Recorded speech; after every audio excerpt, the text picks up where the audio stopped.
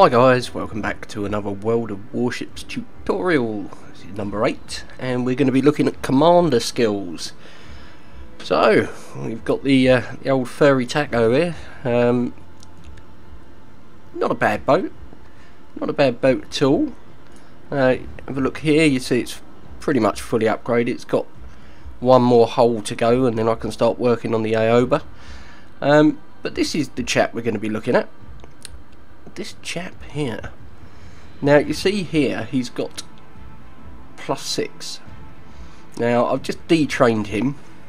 He was in fact the Kuma captain, and I decided to put him on the Furataka, so it's a cruiser. He's trained up, so that's cool. So right, let's have a look at commander skills, shall we? Now you see we've got these here. Okay, these are little bonuses that you can add as you earn the points. So every time you fill that bar up, you get another point. It's exponential. It does go up from the first point that you earn. It takes less XP to earn the first one than it does the 10th, for example. As you earn the points, you can apply them here. Now you've got tier 1, 2, 3, 4 and 5 skills. Each tier 1 takes 1 point, each tier 2 takes 2, so on until you get tier 5, which take 5. The idea, because you can only have a certain amount of skills per commander, the idea is that you pick wisely. So I'm going to do my best to explain these. If we start at the top here, expert loader. Now this is -30% to reload time when you change your shell type, not when you just reload. So on a battleship, could be useful. On a cruiser, depending on your reload speed, probably not as useful. Mainly because you reload much quicker.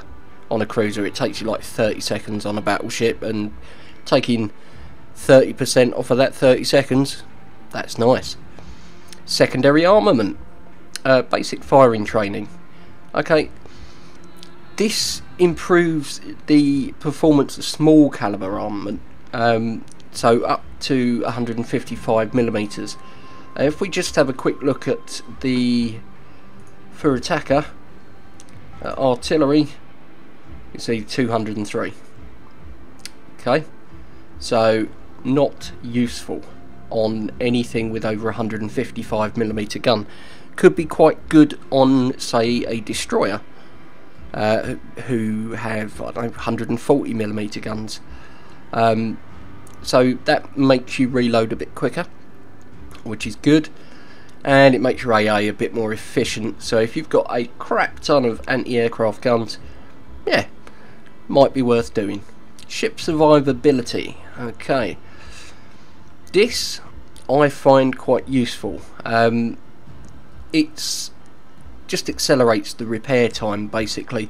If you don't repair your ship when it gets damaged, it has a auto repair time. Might be like 90 seconds or something daft like that. But that will cut that time down to 15%, or by 15%, which is useful if you've just used your repair consumable. What do we have here? Situational awareness. This basically lets you know when you've been spotted. Useful in battleships, useful in cruisers to a certain extent, because of destroyers. If you get a destroyer within viewable range of you, it lets you know that you are being spotted even though you can't see the ship that is spotting you. In battleships and cruisers, it's useful for destroyers. If you're in a destroyer, to be perfectly honest, I wouldn't bother. You know, you should know your view range, and you are one of the stealthiest ships in the game, so not really a lot of point there. Expert rear gunner, useful if you are in a carrier, because it gives you torpedo and dive bombers a bit more efficiency with their rear guns. On tier 2 we got expert marksman, which basically speeds up your turning time of your gun, which is again useful on a battleship. Some of the Japanese cruisers as well, because the guns don't turn particularly quickly, could be useful on them. Torpedo armament expertise basically cuts down the reload time for torpedoes, and if you're in a carrier, speeds up the rearm time for your torpedo bombers, which, to be honest, unless you're in a fairly mid to high tier carrier, it doesn't take that long anyway. It's only like 30 seconds. Fire prevention cuts down the risk of fire, which is good. Incoming fire alert, it's only long term or long range artillery that this will count on. So if something is going to fire a shell and it's going to take more than 6 seconds to get you, you get an alert. Yeah, pay attention to the game, and really you probably don't need that. So yeah, that's that tier. We've got high alert here, which reduces the reload time of damage control party on battleships, which useful. Vigilance, so it just lets you know torpedoes are coming a bit sooner. Again, on a battleship that's probably quite useful because of your terrible turning. Dogfighting expert, carrier, again, if your fighters are slower than the enemy's fighters, then they get a bit more attack boost. So yeah, could be useful. Superintendent gives you an extra 1 on all consumables, so on a cruiser it doesn't really count. Excuse me. Battleship, it will give you well, an extra repair party, I believe. On destroyers it will give you an extra smoke screen, an extra boost. So yeah, if you're not in a carrier or a cruiser, then that could be really useful. Aircraft servicing expert tier 4 speeds up your carriers, reload time and survivability as well, which is quite good. Last stand, very useful in a destroyer, not so useful in anything else. Basically it means you can still steer and move if you get your steering and propeller knocked out at a much reduced rate, but you can still move.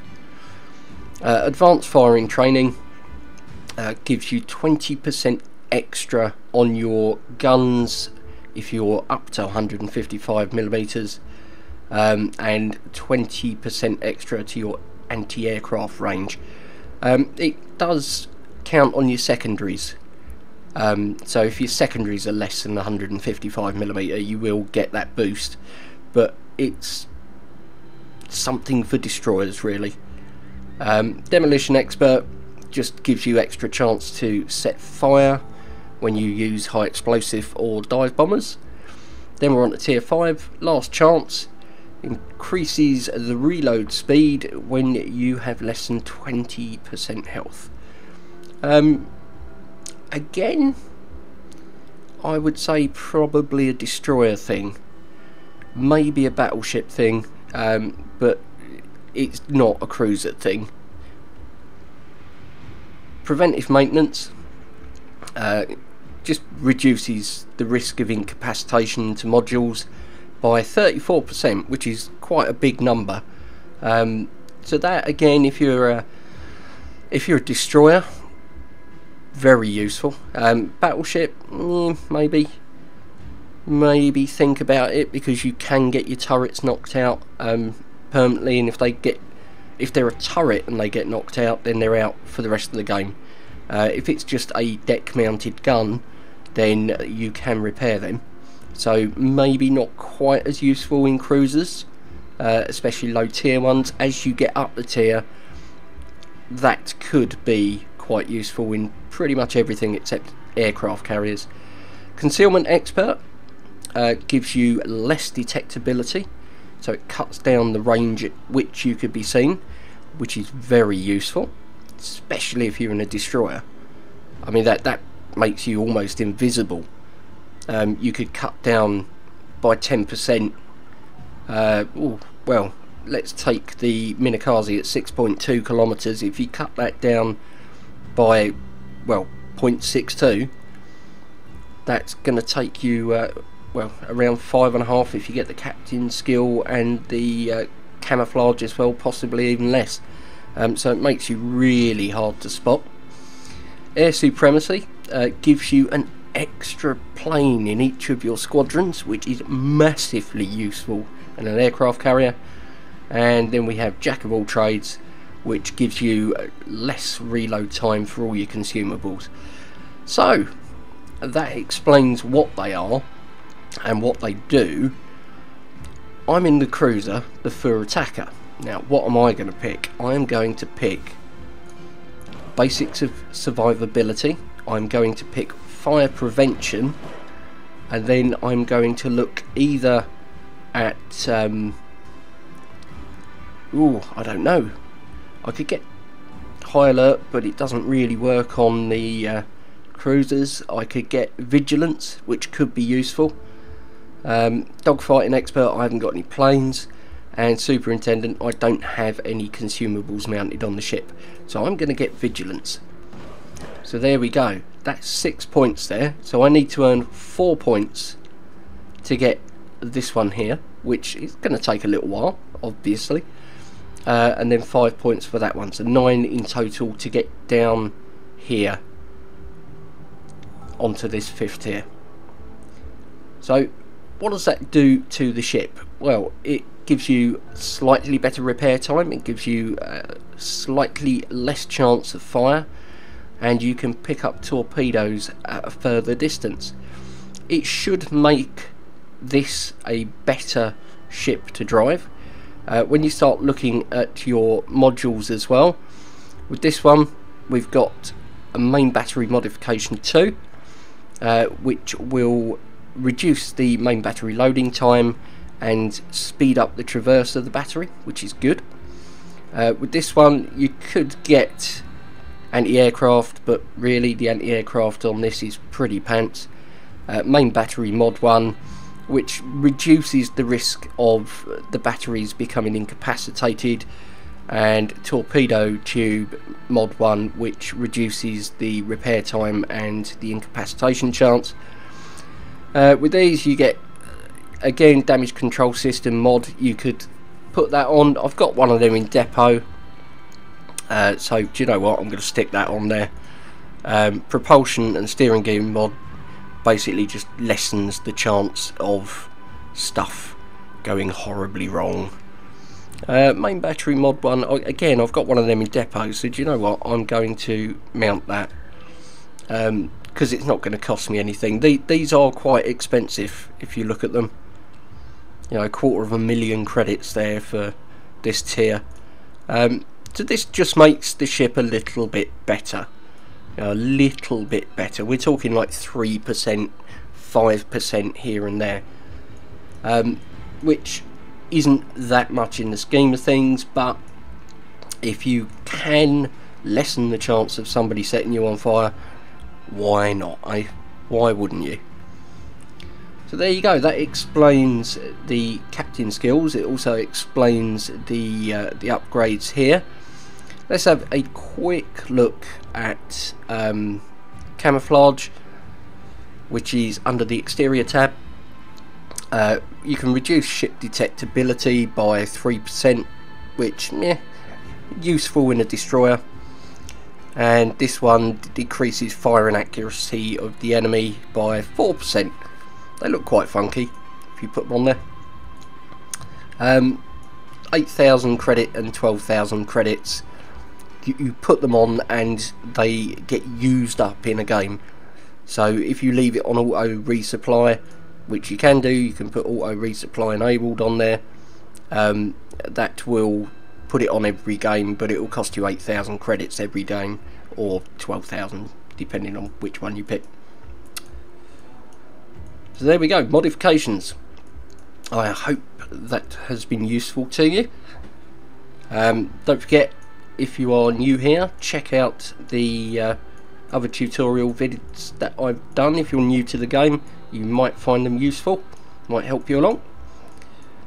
But yeah, for now I think Captain Random is going to sign off. Thank you ever so much for watching, guys. See you again in the next one.